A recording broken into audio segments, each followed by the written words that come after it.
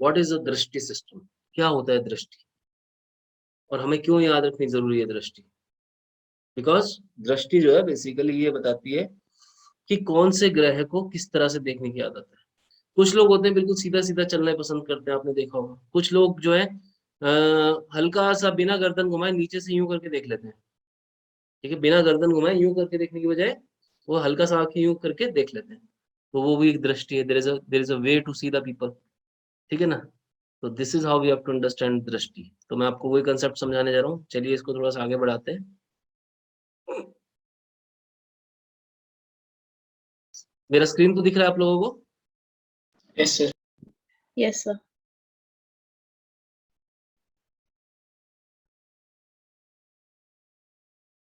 इन PPTs के बारे में चिंता मत कीजिए, ये सब आपको हम दे देंगे। बिकॉज ये देखिए, इसमें जो मैंने आपको दो तीन इंपॉर्टेंट जो मोडालिटीज बताई थी राशियों के बारे में, वो बताया गया है।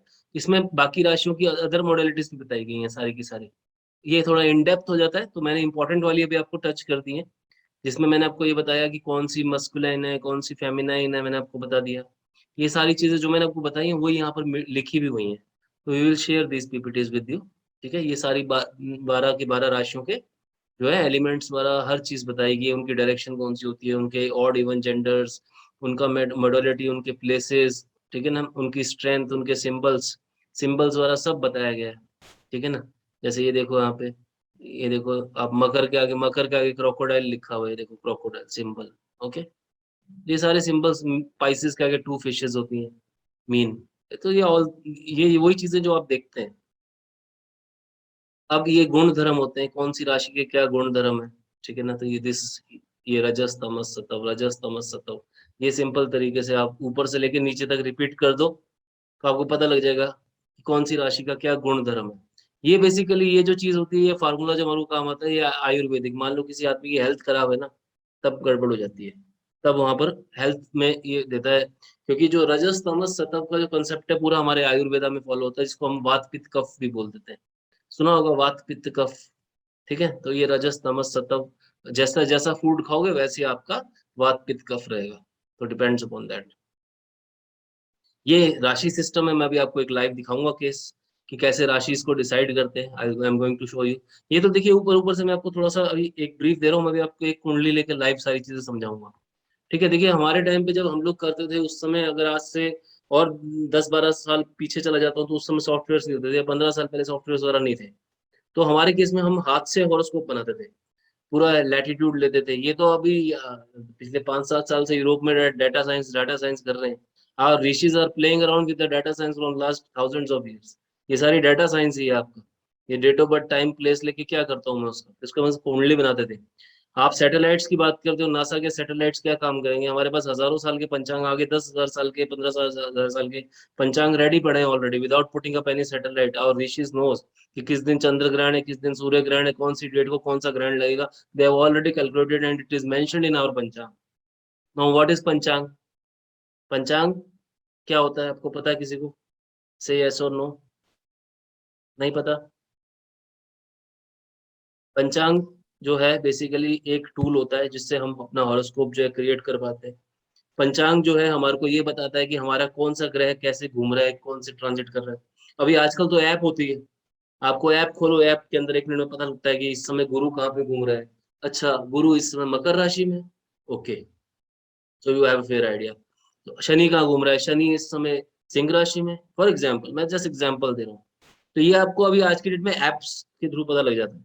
मगर मैं अगर मान लो आपको बोलूं कि विनय जी, आज से 3 साल बाद इस आदमी की घटना, इस आदमी का टाइम कैसा होगा, तो आपको विंशोत्ति दशा चेक करनी पड़ेगी। अब विंशोत्ति दशा चेक करने के लिए विंशोत्ति दशा बनानी भी तो होगी। तो वो सब जो चीजें होती थी वो टूल्स हमको पंचांग से मिलते थे। पंचांग का मतलब basically it's a tool which is having 5 parts.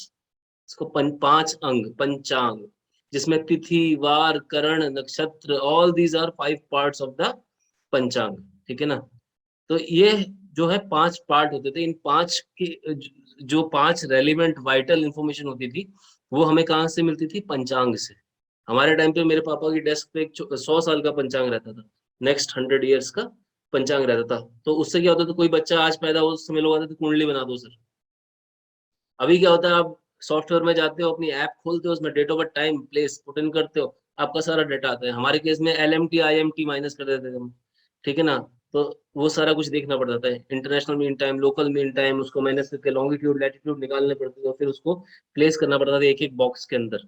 तो वो कुंडली का तरीका था, मगर अभी सब चेंज हो गया, आप लोगों के लिए चीजें और इजी हो गई हैं। इसलिए it is quite possible for me to कि मैं आपको 3 घंटे के वर्कशॉप में इतनी तेजी से पढ़ा पा रहा हूँ। अभी जिस पेस पे आपको मैं पढ़ा रहा हूँ, ऐसे ही एस्ट्रोलॉजी नहीं पढ़ाई जाती जनरली, मतलब पहले नहीं पढ़ा सकते थे, अभी सिचुएशन दूसरी है, राइट। जस्ट बिकॉज के टेक्नोलॉजिकल ओरिएंटेशन सारा चेंज हो गया है। Guys, is that clear? थोड़ा सा आगे बढ़ते हैं, मैं आपको दृष्टि सिस्टम समझाने जा रहा हूँ। तो दृष्टि सिस्टम को थोड़ा सा समझेंगे, फिर आपको मैं एक लाइव कुंडली लूंगा, लाइव कुंडली लेके हम लोग उसको चेक कर सकते हैं, ठीक है। अभी मैं आपको ये भी समझाऊंगा। अब देखिए, आप इस चीज को नोट कर लीजिएगा, ये मेडिकल एस्ट्रोलॉजी का पार्ट है कि कौन सी राशि कहाँ बैठती है, ये आपको मैं सब दे दूंगा। ये मैंने आप ही के लिए तैयार किया हुआ है, I share it all this with you. ठीक है, मान लो किसी का गला खराब रहता है, तो आपको तुरंत ध्यान आ जाएगा कि ओके गला खराब था, इसका मतलब टॉरस राशि अफेक्टेड है। यहाँ पर देखो टॉरस नेक, ठीक है ना। किसी को ब्रेस्ट कैंसर हो गया, तुरंत जाके देखो उसकी कैंसर अफेक्टेड होगा उसका। किसी को लंग्स का प्रॉब्लम है, तुरंत जाके चेक करो वहाँ पर कैंसर राशि अफेक्टेड होगी कुंडली में। तो ये मेडिकल एस्ट्रोलॉजी का पार्ट है सर। ओके, ये सब मैं आपको, ये सब आप ही के लिए will share it with you. अब मैं आपको एक कंसेप्ट समझाने जा रहा हूँ, दृष्टि का, इसको आप नोट कर लीजिए, बहुत सिंपल सा कंसेप्ट है। देखो, इसको याद करने का सिंपल फार्मूला बताऊं क्या है। एक तो ये फार्मूला बना लो कि 7 दृष्टि सबकी है, 7वीं दृष्टि सबकी है। ऑल प्लैनेट्स हैव 7 दृष्टि विद देम, ये कॉमन फार्मूला है। तो 7 तो हमेशा याद रहेगा आपको, ठीक है। इसके अलावा 2 एक्सेप्शंस है हमारे सिस्टम के अंदर। एक्सेप्शंस कैसे हैं? मंगल तो घूमता है तेजी से, फटाफट फटाफट फटाफट से, इस तरह से तेजी से। मंगल मीन्स मूवमेंट। हनुमान जी संजीवनी जाओ, फटाक से उड़ के गए, संजीवनी ले गए, दे दी कि ये लो संजीवनी, खिला दो उसे। तो वो मूवमेंट, मंगल, मार्स, ये बिहेवियर है उसका, मार्स का। अब सैटर्न क्या है? सैटर्न बिल्कुल अपोजिट है। सैटर्न लंगड़ा है, धीरे धीरे चलता है। साइज में भी हमारे से अगर आप देखोगे तो पृथ्वी से भी उसका जो साइज है 25 गुना बड़ा है। तो इसकी मूवमेंट बहुत स्लो होती है, धीरे धीरे धीरे धीरे धीरे। तो पूरे 2.5 साल के अंदर वो 30 डिग्री की मूवमेंट, मतलब एक राशि को कवर करता है। 30 डिग्री बताया था आपको ज़ोडिएक को मैंने जब बांटा था, 360 degree divided by 12 is equal to 30 degree each. तो हर एक राशि को 12 राशि को मैंने 30 30 डिग्री दे दिया था, सिस्टम बताया था आपको। तो मार्स और मंगल दो ही एक्सेप्शन है, सॉरी मार्स और सैटर्न। तो मार्स की जो दृष्टि होती है वो चौथी, सातवीं, आठवीं होती है। एंड सैटर्न की जो दृष्टि होती है वो तीसरी, सातवीं, 10वीं होती है, मगर सातवीं यहाँ पे भी कॉमन है, नोट कर लो। बाकी के जो बचे हुए प्लेनेट है उनके आगे 5 7 9 लगा दोगे तो आपको ये दिख रहा है, बाकी तो 7 7 दिख ही रहे। 5 7 9 5 7 9 5 7 9 इज कॉमन। तीनों में तो 7 ही है ओनली, ठीक है। ये आपके सामने ये दृष्टि सिस्टम है। और केतु क्या है? केतु के बारे में देखिए, 2 पॉइंट ऑफ व्यू चलते हैं when we talk about astrologers जो अपने प्रैक्टिकल स्टडीज से बात करते हैं ना। तो देखो, एक क्या होता है, बहुत सारी ऐसी चीजें, मैं किसी को देखिए नेम वो नहीं करूंगा, इसमें डिफेम नहीं करूंगा। क्या होता है कि कई बार ना कंसेप्ट लिखा जाता है उस समय के हिसाब से, मगर कंसेप्ट जो बुक में लिखा गया है, बुक तो कई साल पहले लिखी गई है, प्रैक्टिकली वो चल नहीं रहा होता, इट इज ऑब्सलीट। ऐसा बहुत बार हो जाता है, नॉलेज भी आपकी ऑब्सलीट हो जाती है। आज से कुछ साल पहले आप मे बी टाइपिंग बहुत अच्छी जानते थे, आजकल बच्चा पैदा होते टाइपिंग कर लेता है कीबोर्ड पे, ओके। तो वो अब स्किल स्किल नहीं रहेगी, मतलब रह गई है, but it is very common, ठीक है ना। तो ऐसे आपको समझना पड़ेगा कि आज आप मान, पहले होता था शॉर्ट हैंड टाइपिंग होती, शॉर्ट हैंड होता था, शॉर्ट हैंड सुना होगा आपने। तो अब अभी शॉर्ट हैंड का जरूरत नहीं है, अभी लैंग्वेज आ गई है, सी आ गया, C++ आ गया, अलग ही हिसाब किताब हो गया पूरा। उस समय वो लैंग्वेजेस नहीं थी। तो नॉलेज ऑब्सलीट होती रहती है, तो इस हिसाब से जो लिखी हुई बुक्स हैं उनके अंदर कई बार लिखे हुए कंसेप्ट काम के नहीं होते। तो ये जो मैं आपको ये दिखा रहा हूँ, ये बुक्स के अंदर आपको तो कुछ और ही मिलेगा, बट ये सब ये अपडेटेड ज्ञान है, ये प्रैक्टिकल चीज है सारी। ये मैं आपको दे दूंगा, ये आप रख लीजिएगा। मगर केतु के बारे में समझ लीजिए। Ketu is, you know, does not have his own head. So Ketu has a special powers. Ketu को बोलते हैं मैजिक, केतु को बोलते हैं ट्रांसफॉर्मेशन। अगर आप मेरे से डेफिनेशन पूछोगे इन प्लेनेट की क्या है, वो मैं आपको समझाने जा रहा हूँ। Ketu is transformation. When you talk about Ketu, तो केतु के बारे में क्या बोला जाएगा? Ketu talks about entire architecture of meditation.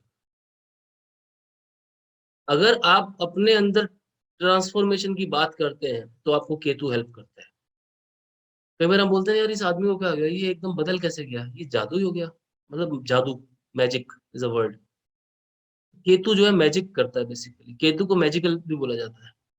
Ketu brings the transformation in a person, particular person. अभी फॉर एग्जाम्पल मैं बोलूं विनय जी, जब आप 12 साल के थे आप कैसे थे, अभी आप कैसे हो गए, दैट्स चेंज। वो चेंज कैसे आया, उसका रिस्पॉन्सिबल कौन है, Ketu. when we transform our side from the in from inside, okay, when we transform ourselves, okay, from inside, that is called, that is where ketu is responsible।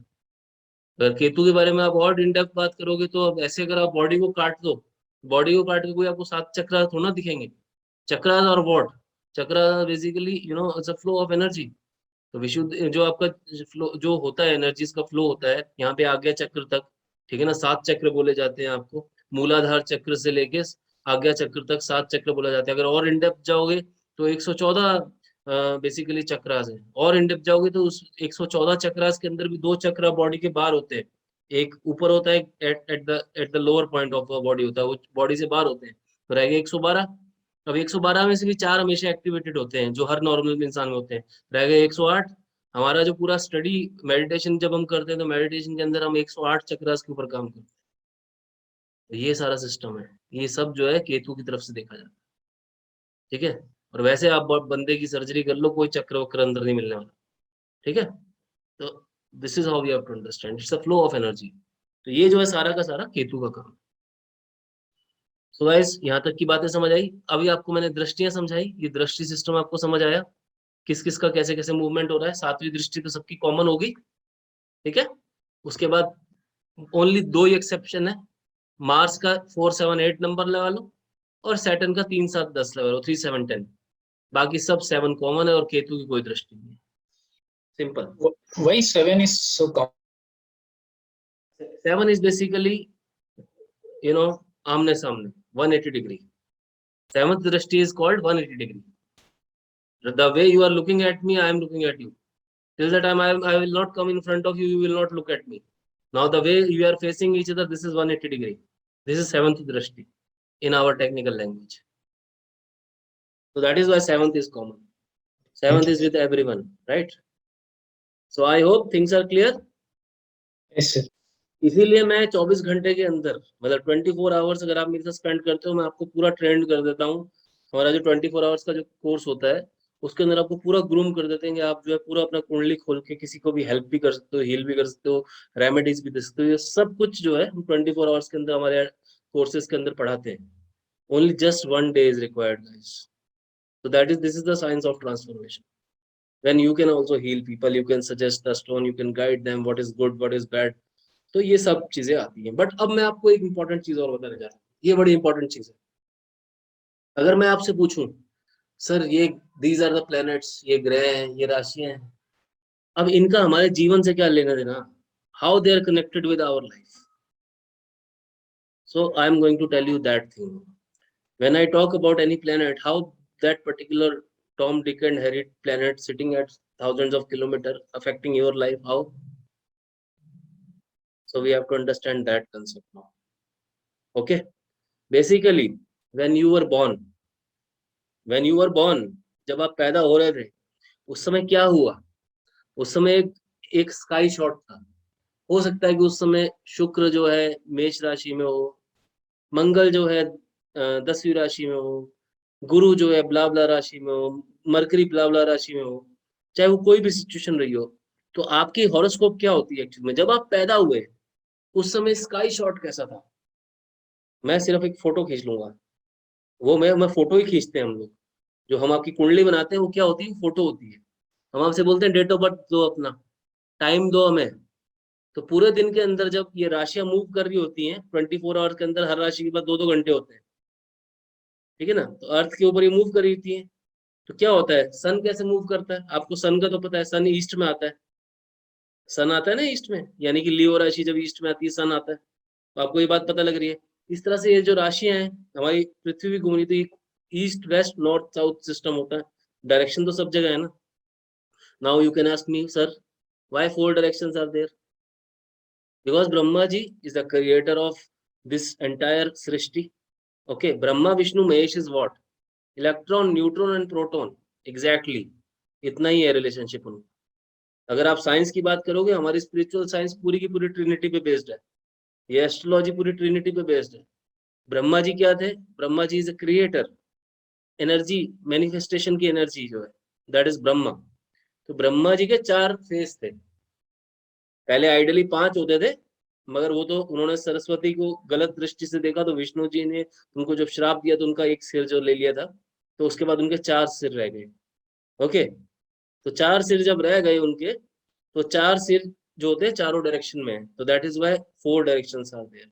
अब आप पूछो sir 4 युग क्यों है, 4 वेद क्यों है? वही कंसेप्ट वही है. ब्रह्मा जी के मुख से जो निकल रहा था वो वेद थे. ठीक है, तो 4 वेद बने. ठीक है, this is how Rigveda, Samaveda, Atharvaveda. ठीक है, तो ये सारे जो चारों के चारों वेद आ गए. ठीक है, तो इस प्रकार से we have to understand 4 directions are there, 4 Vedas are there और 4 युग है. ठीक है, द्वापर, Treta, Kalyug, Satyug. You are getting my point? तो इस तरह से 4 युग है. ठीक है, हर मुख से एक युग की स्टोरी है. तो अभी हम कलयुग के अंदर है. तो अभी ये जो नॉलेज है ये सारी त्रेता युग में हमारे ऋषियों ने मैनिफेस्ट करी. ऋषि क्या करते थे? Most of the time meditate करते थे. तो मेडिटेट करते वक्त वो जो भी चीजें परसीव करते थे, मतलब देखते थे, उनका दिमाग क्या था? एक सैटेलाइट था. व्हेन दे मेडिटेट, तो जो भी परसीव करते थे, उनको उन मंत्रास को उनको उस समय संस्कृत लैंग्वेज थी कॉमन, तो उसमें वो संस्कृत के अंदर जो है उनको जो है अपने मुनियों के साथ फिर बैठ के उसको नोट करवाते थे.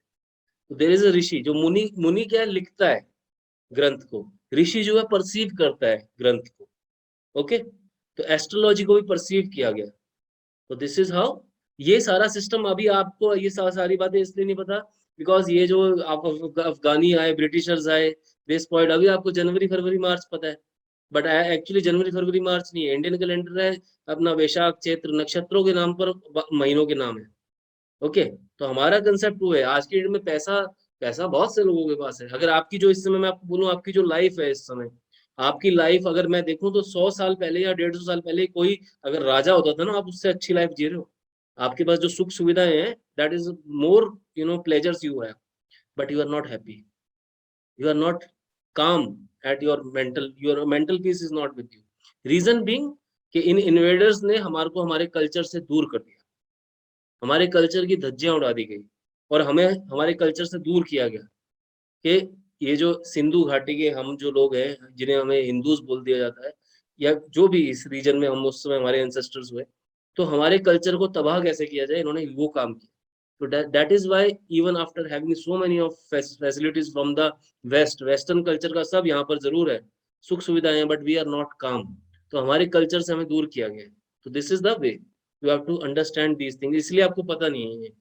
ठीक है, तो गाइस ये सिंपल सिंपल सी बातें जो मैंने आपको बताई. अब मैं आपको एक चीज बताने जा रहा हूँ कि एस्ट्रोलॉजी आपकी लाइफ से कैसे जुड़ती है. तो उस देयर आर 12 डायमेंशंस. अगर आपको सही बताऊं तो इसी तरह से वास्तुशास्त्र भी आपकी लाइफ से जुड़ता है. वास्तुशास्त्र को और आर्किटेक्चर को जो भी आई एम सरप्राइज कि ये भी इंडिया में जैसे पढ़ाया जाता है ना, और शर्म की बात है कि इंडिया के अंदर आर्किटेक्चर पढ़ाया जाता है, बट इंडिया के अंदर जो है वास्तुशास्त्र उसमें नहीं पढ़ाया जाता. The most important thing. इसलिए आधे से ज्यादा क्या 90% मेरे रोज का काम है. 90% जो है घरों की धज्जियां उड़ी पड़ी हैं, because at the end of the day these planets also rule similar some of the directions of your houses. So when these planets are disturbed in your horoscope, it directly indirectly it gives an effect on your house also. किसी किसी आदमी के पास अपना घर ही नहीं होता. जिसके पास भाग्य ही नहीं है उसके पास घर नहीं होगा, और जिसके पास अच्छा घर है उसका अच्छा भाग्य बन जाएगा. तो ये वास्तु की कनेक्टिविटी है. तो अब कई लोग ऐसे होते हैं कि जिनके पास पूरी जिंदगी अपना घर नहीं होता. कई लोग ऐसे होते हैं जो आलीशान घरों में रह रहे होते हैं, बंगलोज में रह रहे होते हैं. कई लोग ऐसे होते हैं जिनके पास अपनी एक छोटी सी प्रॉपर्टी भी नहीं होती. वाई? तो this is how you have to understand. ये प्लैनेट्स और वास्तुशास्त्र का रोल है. तो ये सारी कॉम्प्रिहेंसिव साइंसेज हैं जिनको अगर हम समझ लेते हैं तो we are very near to our mental peace. So this is how we have to understand guys. चलिए, now I am going to explain you. I was just saying कि आर्किटेक्चर जो है, वो आर्किटेक्ट का जो मतलब जितने भी अभी वास्तु की अभी ये चल नहीं रही, मतलब वास्तु के जो वर्कशॉप्स होते हैं उसमें most of the because architect and civil engineers use to approach us for vastushastra specifically. Because at the end of the day, your house is beautiful, but it is not giving you the mental peace. That is the problem. आपके पास मन की शांति नहीं है, right? तो मैं अब आपको ये बताने जा रहा हूँ कि मैंने आपको ये बातें इसलिए बताई क्योंकि अब मैंने आपको ग्रह बता दिए, आपको दिशाएं बता दी। अब मैं आपको ये बताने जा रहा हूँ कि आखिरकार ये जो एस्ट्रोलॉजी है, at the end of the day, how this astrology is linked with your life. तो देयर आर 12 डायमेंशंस।